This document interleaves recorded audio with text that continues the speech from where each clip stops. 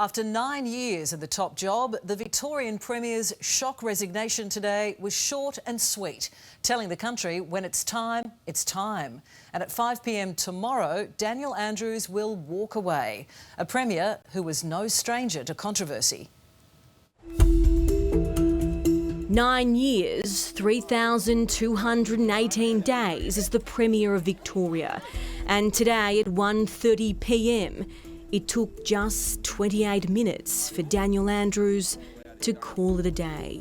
Today I will again visit Government House and resign as Premier and member for Mulgrave. In the gardens of Parliament Terrace, Dan Andrews kicked off what could be his last press conference as Victoria's longest-serving Labor Premier. Okay, you guys right to go? And it finished with a thank you. Thank you. Thank you so much. Doing this job has been the honour and privilege of my life. The resignation came as a shock, not just to Victorian voters, but also fellow politicians, both in red and in blue. He's been the Don Bradman of politics. He's just been awesome. The facts are that Premier Daniel Andrews is standing down today because things have fallen apart. On the streets, there was relief. I know that there will be a lot of Victorians out there that are probably happy, but also with mixed emotions. I think I'm quite glad, to be honest. I think he's run his time. And disbelief. I was amazed because Dan said he'd served the full time.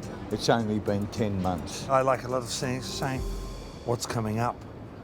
Dan might have divided Victorians, but he retained office in a landslide victory at the polls just 10 months ago.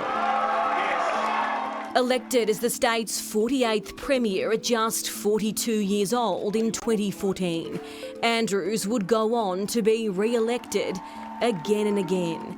He started out as the Consumer Affairs Minister under a Steve Brack's government. His look changing somewhat over the years. His most memorable, that North Face jacket. Dan Andrews would want for his constituents to remember the level crossings he's removed, the metro tunnel he's building, voluntary assisted dying laws he's legislated, and most recently, his urban renewal project. But it was Andrews' handling of the COVID pandemic that will go down in history, because it made history. Victoria, the most locked-down city in the world under Andrews, 262 days.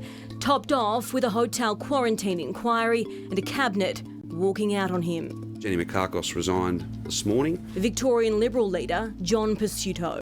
The legacy that Daniel Andrews leaves is a state that is broke. The Liberals rolled out their most recognisable faces today to remind Victorians of the Premier that was. Former Liberal Premier Jeff Kennett among them. I haven't always agreed with things that Daniel have done, but we've always spoken politely to each other. So today, I'm being polite. But Andrews always took the criticism in his stride. I've never complained about the fact that we had to deal with fire and flood and a 1 in 100 year pandemic. That's the job. The job is dealing with all comers and all issues. During his tenure, the Liberals tried to tear Dan down, but he managed to fall of his own doing. Who could forget that slip? The doctors tell me these next few weeks will be quite a painful adjustment to getting used to not having that brace on. Andrews suffered serious spinal injuries, collapsed lungs and 6 fractured ribs in 2021. It sidelined him for more than 3 months and sent the gossip columns into a frenzy about what really happened. So too, that car crash that nearly took the life of a teenage cyclist. Daniel's legacy will not be determined today or tomorrow. It'll be determined over the next 3 or 4 years and might be determined over the next 20 years. But the questions most recently asked of Dan Andrews is why he signed up to host the 2026 Commonwealth Games just to back out. The Games will not proceed in Victoria in 2026. And while the questions are still firing at Victoria's Premier, you'll have to hear them through the applause, the accolades, the respect, the friendships. It's clear Dan Andrews has left his mark on Victoria and its Labor Party. Daniel Andrews is a man of great conviction, enormous compassion and a fierce determination to make a difference. Victorian MP Danny Pearson. He's just been a great boss, great leader of our state. At 5 p.m. tomorrow, Andrews will no longer be Premier of Victoria. A caucus meeting at midday tomorrow will determine the next Premier. As for the 51-year-old, he might not be caught out puffing in the future, too busy putting instead. I'm going to play a bit of golf. I'm going to read literally the pile of books that are sitting in the corner that haven't been read. I'm going to do a few things that are about me. Giving a chance for Victorians to decide how a Premier like Dan will be remembered. Legacy is for other people to determine. As I said, I could have stood up here and done a big long laundry list of things. That's for you guys to work out and for others to work out. I haven't done it for those. I'm not in this for those reasons. Well, one man who knows Daniel Andrews better than most is 3AW broadcaster Neil Mitchell. For the past 6 years, the Premier point blank refused to appear on Neil's top-rating radio show. Well, Neil Mitchell is appearing with me. He joins me now. So, Neil, did this resignation come as a shock to you today? No, not entirely. I saw it coming earlier in the year. He started to make political mistakes, which is not like him. His demeanour at press conferences became a bit more snarly than normal. I thought you could see it in his body language. I was not surprised. We kept saying and asking earlier in the year, are you going, will you serve the year out? Of course he said he was going to serve the full term, but I guess in fairness he couldn't say anything else. Well, that's it. He did say prior to winning the November election that he wasn't going anywhere, that he would serve the full term, and he simply said today that he changed his mind. Is it as simple as that? I find that very hard to believe, and there's a lot of things Daniel Andrews says a lot of people find hard to believe. I reckon he's been considering it for all this year at least, and I think he would have gone into the election probably thinking it was unlikely he'd serve a full term. But politicians are conflicted, aren't they? They're always asked that question going into an election. And if they say, oh no, I'll get out after the election, well, they go in as a lame duck. I don't know that they can answer it honestly. He's a lightning rod, we know that. He's loved and loathed. Is it good riddance, do you think, to Dan Andrews, or will he be missed? He's a trouble magnet, really, isn't he, with some of the things that happen. Look, I wish him well. I don't say good riddance, but I say I hope we get a new style of government. I hope we decide that transparency is not just an irritation and that critics should be debated rather than decapitated.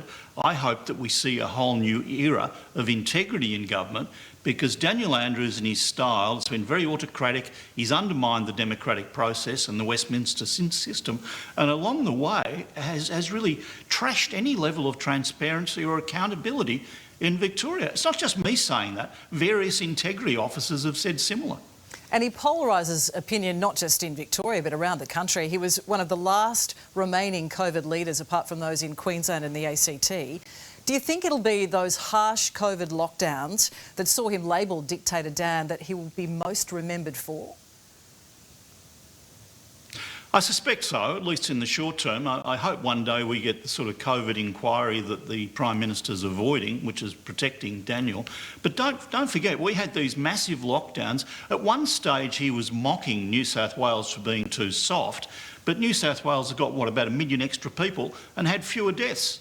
Our lockdowns did not work as well as what happened in New South Wales. And then on top of that, we've got the hotel quarantine disaster, which cost 800 lives. I mean, that was a government error, a mess that cost 800 lives, and that should be on his conscience. And post-COVID, we've had the giant backflip with the Commonwealth Games. A lot of questions still to be answered over that call. How much damage did that do to Daniel Andrews? I think it did a lot of damage because it was all his own doing. I mean, he went and chased the Commonwealth Games, he used it as an election carrot, and then had to dump it and pay money to get out of it. I think it was very much an own goal and did him a lot of damage. I said at the time this could be the turning point for him. I thought that, look, he's known as Teflon Dan or Chairman Dan, depending where you're coming from. I think this one was going to stick. I think it probably would have lasted till the next election, but now it's been undermined a bit. It was a bad error, and it rested entirely with him. Despite all his spin, he couldn't blame anybody else. His government engineered it and blew it and wasted money, $400 million. Yeah, a lot of money down the drain, and he's retiring as Premier. He's only 51 years of age, of course. What do you think will be next, apart from the golf and the book reading? Well, he's a very good golfer. Look, this is part of the atmosphere in Victoria. People are ringing me saying, oh, there's something else going on behind the scenes. He's got this job or that job, or there's some dirt about to hit the fan and he's getting out before it does. He's created this atmosphere where nobody quite believes what they're told. We've seen that over the fall down the steps and the car crash and all these other things. It's happening now around his departure. Why is he really going? Now, people are asking that already. And who do you think will replace him? And do you think that they'll stump up to your radio show and break the ban on the drought of appearing and fronting up for you? Well, it's interesting. He extended that ban to the whole cabinet about a year ago. I think Jacinta Allen will probably be elected unopposed.